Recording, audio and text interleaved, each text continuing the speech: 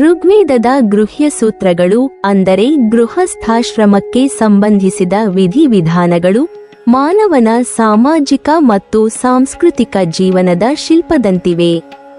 ಯಜ್ಞಯಾಗಾದಿಗಳಲ್ಲಿ ದೇವತಾ ಸಂವಾದವನ್ನು ಬೋಧಿಸುವ ಶ್ರೌತ ಸೂತ್ರಗಳಿಗಿಂತ ಗೃಹ್ಯ ಸೂತ್ರಗಳು ಮಾನವನ ದೈನಂದಿನ ಜೀವನದಲ್ಲಿ ಆಚರಿಸಬೇಕಾದ ಸಂಸ್ಕಾರಗಳು, ಆಚರಣೆಗಳು ಮತ್ತು ಧಾರ್ಮಿಕ ವಿಧಿಗಳ ಮಾರ್ಗಸೂಚಿಗಳಾಗಿವೆ.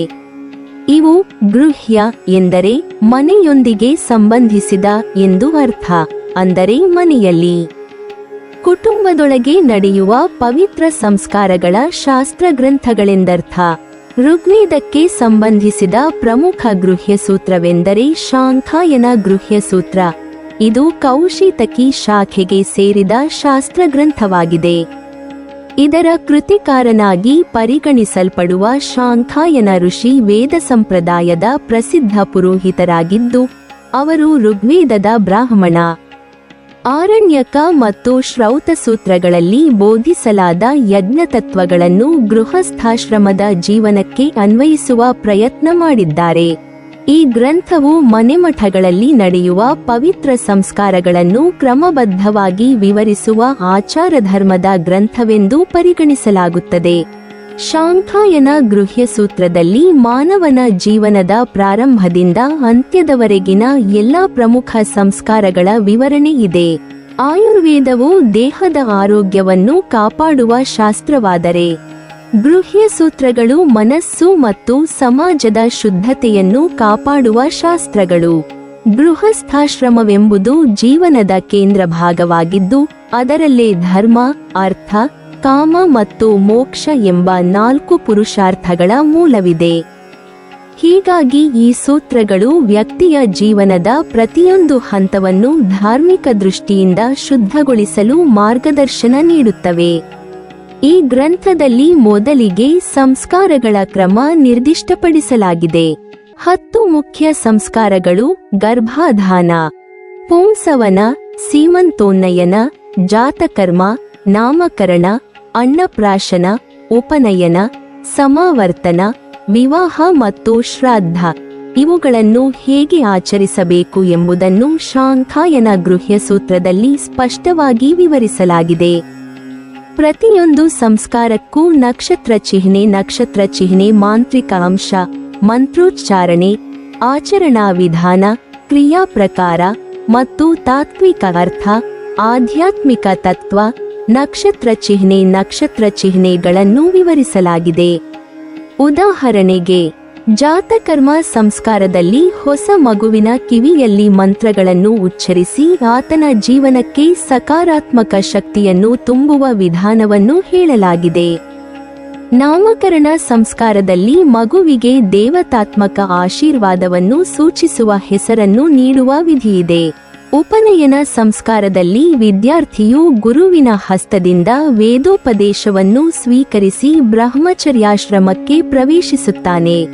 ವಿವಾಹ ಸಂಸ್ಕಾರದಲ್ಲಿ ಇಬ್ಬರು ಆತ್ಮಗಳ ಪವಿತ್ರ ಬಂಧನವನ್ನು ದೇವತೆಯ ಸಮ್ಮುಖದಲ್ಲಿ ಘೋಷಿಸಲಾಗುತ್ತದೆ.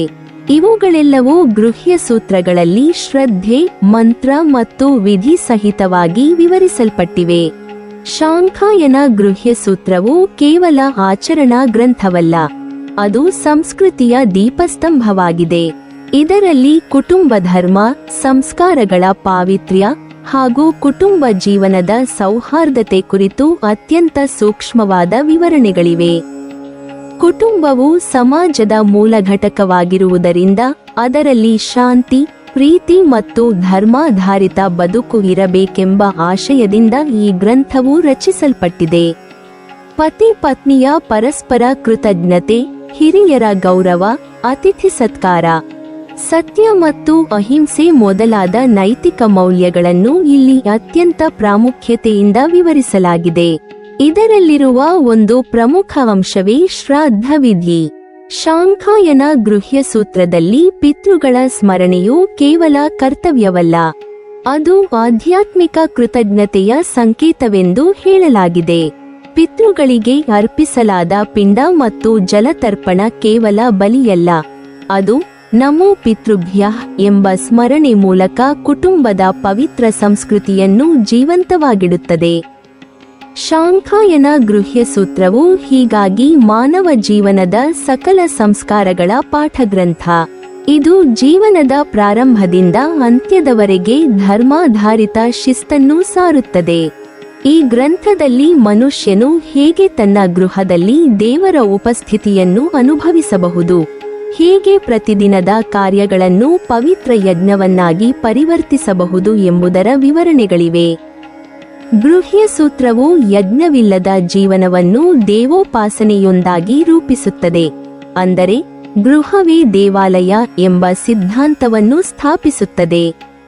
ಹೀಗಾಗಿ ಶಾಂಖಾಯನ ಗೃಹ್ಯ ಸೂತ್ರವು ಋಗ್ವೇದ ಸಂಪ್ರದಾಯದ ಸಾಂಸ್ಕೃತಿಕ ಹೃದಯವಾಗಿದೆ. ಇದು ಯಜ್ಞದ ಬಾಹ್ಯ ವಿಧಿಗಳಿಂದ ಮನೆಮಠದ ಆಂತರಿಕ ಪವಿತ್ರತೆಗೆ ಸಾಗುವ ದಿವ್ಯ ಸೇತುವೆಯಾಗಿದೆ. ಈ ಗ್ರಂಥವು ಭಾರತೀಯ ಸಮಾಜದ ಧಾರ್ಮಿಕ ಮತ್ತು ಸಾಂಸ್ಕೃತಿಕ ವ್ಯವಸ್ಥೆಯ ನಾಡಿಯಾಗಿ ಇಂದಿಗೂ ಜೀವಂತವಾಗಿದೆ.